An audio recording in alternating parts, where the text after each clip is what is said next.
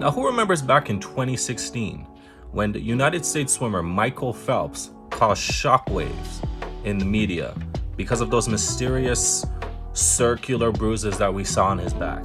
Well, did you know that those bruises were actually caused by a traditional form of pain relief medicine that was not only found in the Egyptian culture, the Middle Eastern culture, but also the Chinese culture, known as cupping? And I'm going to tell you a little bit more about it.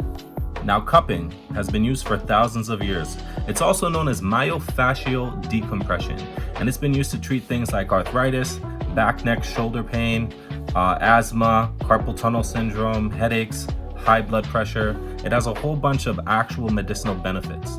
You may have seen it in videos, maybe on YouTube and other avenues, where they use these glass metal cups and they actually light a flame inside. And when that flame dies, what it does, it creates a vacuum, and you'll see these little bumps arise in those cups. Now, the science behind it is very simple. What happens is that vacuum that's created from that devoidment of oxygen now creates a suction, and that suction pulls all the fascia tissue away from the muscle, and that creates more space for more blood flow to actually flow into the muscle region.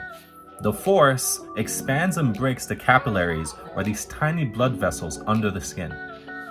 Your body, now feeling that it's damaged or injured, will send more blood to that treated area. And with that blood comes all the nutrients, vitamins, and minerals that will promote healing.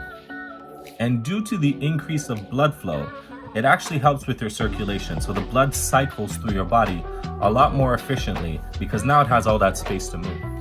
Now, whereas massages use more of a direct downward pressure to release the tension, cupping uses a negative pressure to lift the muscle fibers and draw blood into the area.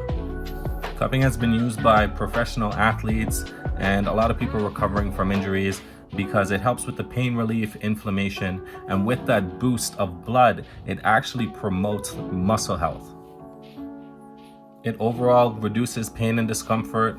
It decreases any type of swelling in the body. It promotes the actual recovery of the muscles and the tissues in the body.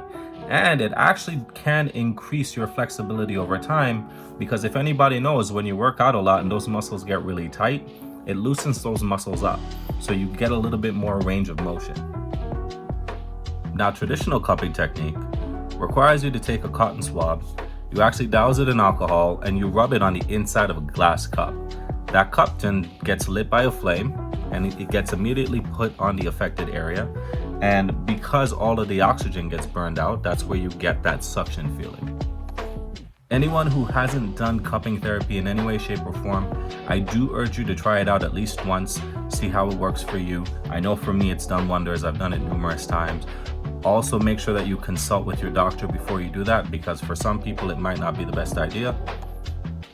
There has been doctors' advisements that if you are a person who is pregnant, you should avoid cupping. Anyone who has any type of blood disorders or blood clotting problems like deep vein thrombosis or a history of stroke should avoid it, or at least seek medical counsel from a actual physician before you attempt it. Anyone with skin conditions or anyone who has a history of seizures should be very wary of cupping. And again, you should speak to a doctor before you actually attempt this type of therapy.